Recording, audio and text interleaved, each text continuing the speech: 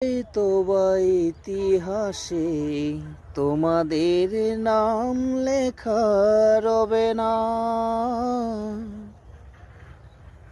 হয়তোবা ইতিহাসে তোমাদের নাম লেখা রবে না।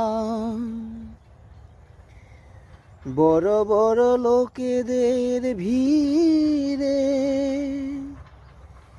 জ্ঞানী আর গুণীদের আসরে তোমাদের কথা কেউ কবে না। তবু এই বিজয়ের বীর মুক্তি সেনা